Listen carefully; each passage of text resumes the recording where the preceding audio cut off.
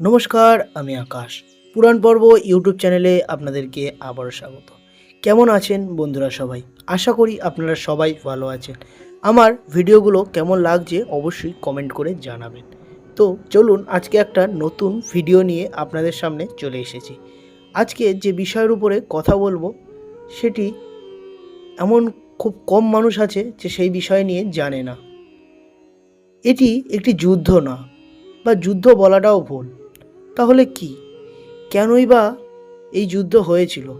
আপনারা অল্প অল্প হয়তো আন্দাজ করতে পারছেন আমি কোন বিষয়ের উপরে কথা বলতে চলেছি। হ্যাঁ, ঠিকই ধরেছেন, মহাভারতের সেই মহাযুদ্ধ, কুরুক্ষেত্র যুদ্ধ।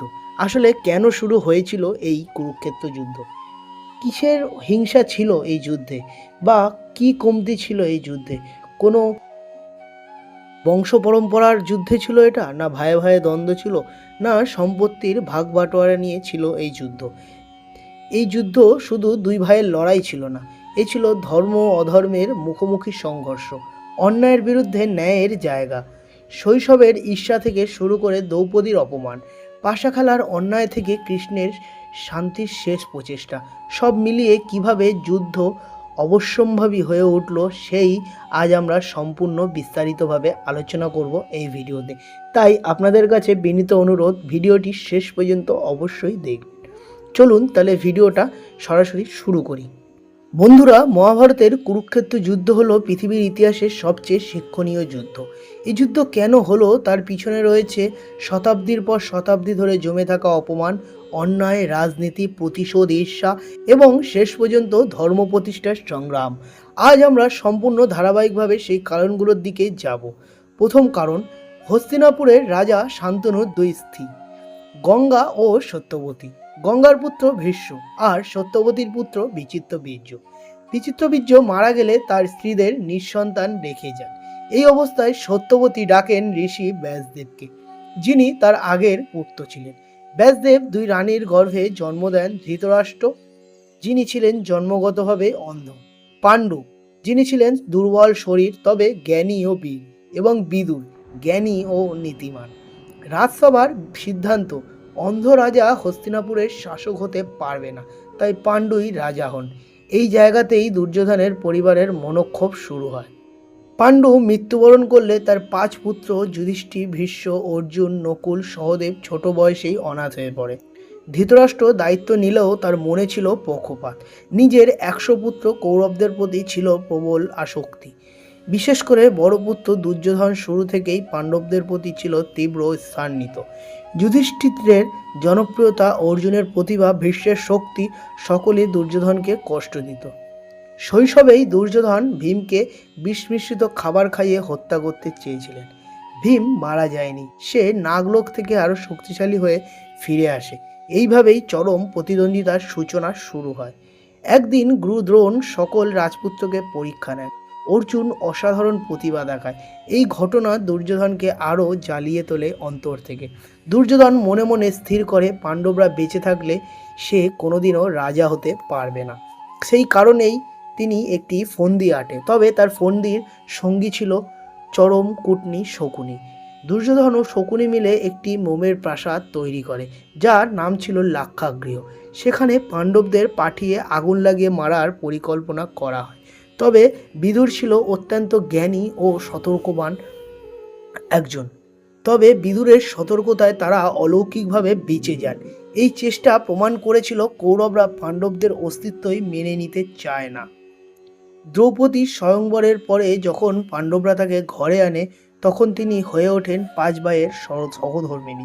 রাজসভায় দ্রৌপদীর সৌন্দর্য, মর্যাদা এবং বুদ্ধিমত্তার জন্য পাণ্ডবদের সম্মান আরও বেড়ে যায়। দুর্যোধন ও কর্ণের অহংকারে আগুন লাগে। বিশেষ করে কর্ণ দ্রৌপদীর স্বয়ংবরে অপমানিত হওয়ার প্রতিশোধ নিতে চাইছিলেন। রাজস্ব যজ্ঞের পর যুধিষ্ঠির সম্রাট হন। এই জয় কৌরবদের সহ্য হয় না।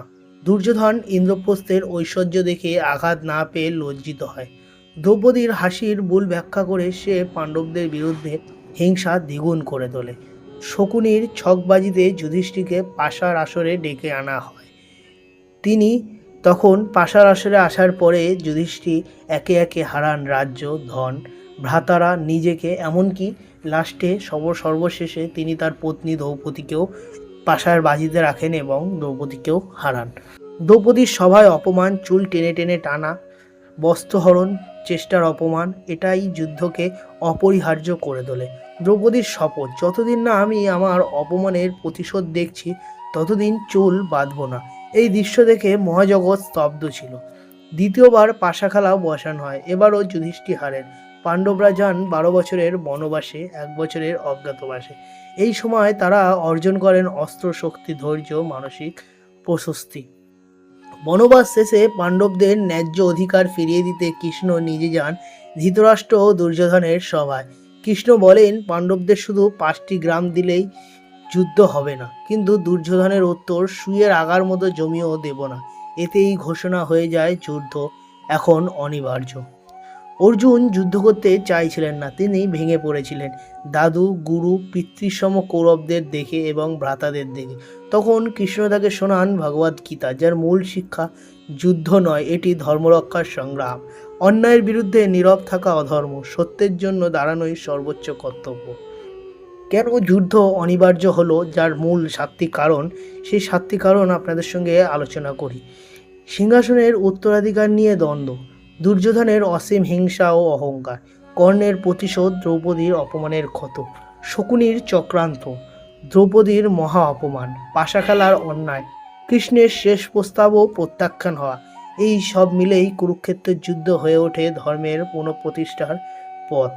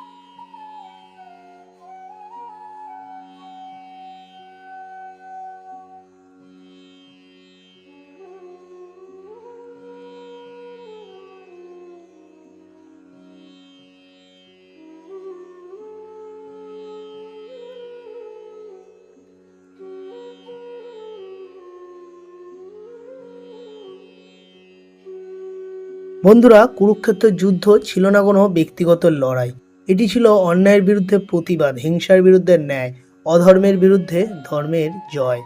বন্ধুরা, কুরুক্ষেত্রের যুদ্ধ আমাদের শেখায় অন্যায় যতদিন মাথা উঁচু করে দাঁড়াবে ততদিন ন্যায়ের যুদ্ধ থেমে থাকবে না। ধর্মের পক্ষে দাঁড়ানোই মানুষের সর্বোচ্চ কর্তব্য। এই বার্তাই রেখে গেছে মহাভারত। সেই কারণেই কৃষ্ণ বলেছেন, যখনই অধর্ম বাড়ে আমি অবতার ধারণ করি। यदा यदा हि धर्मस्य ग्लानिर्भवति भारत अभ्युत्थानमधर्मस्य तदात्मानं सृजाम्यहं परित्राणाय साधूनां विनाशाय च दुष्कृता धर्म संस्थापनार्थं धर्म সম্ভবামি দিবে। এই ছিল কৃষ্ণের শ্লোক। যখনই অধর্ম বাড়বে, ন্যায়ের অধর্মের পরিমাণ যখনই বেড়ে যাবে এই পৃথিবীতে, তখনই তিনি বিভিন্ন অবতার রূপে জন্ম নেবেন এবং অধর্মকে, অন্যায়কে বিনাশ করে ধর্ম স্থাপন করবেন, ধর্মের পুনর্স্থাপন করবেন। এই ছিল মহাভারতের কুরুক্ষেত্রের যুদ্ধ। সংক্ষেপে কেন কুরুক্ষেত্রের যুদ্ধ হয়েছিল, সম্পূর্ণ মহাভারতটা সংক্ষেপে আপনাদের সঙ্গে আলোচনা করলাম। মহাভারত অনেক বড়, অনেক অধ্যায় মহাভারতের, সমস্ত কিছু বলা সম্ভব না একটা ছোট ভিডিওর মাধ্যমে। তবুও যতটা পারলাম আপনাদের সঙ্গে সংক্ষেপে ছোট করে গল্পের আকারে আলোচনা করলাম। যদি আমার এই ভিডিওটি আপনাদের একটুকুও ভালো লেগে থাকে তাহলে ভিডিওটিতে লাইক, কমেন্ট ও শেয়ার করতে ভুলবেন না। আর পুরাণ, ইতিহাস ও আধ্যাত্মিক বিষয়ে আরও গল্প জানতে চাইলে অবশ্যই সাবস্ক্রাইব করে রাখুন পুরাণ পর্ব এই ইউটিউব চ্যানেলকে। তাহলে আজকের মতো এই পর্যন্ত, দেখা হবে নতুন কোনো একটা ভিডিওতে। ততক্ষণের জন্য ভালো থাকবেন, সুস্থ থাকবেন এবং সদা সর্বদা আমার এই চ্যানেলের সঙ্গে যুক্ত থাকবেন। ধন্যবাদ। জয় শ্রীকৃষ্ণ।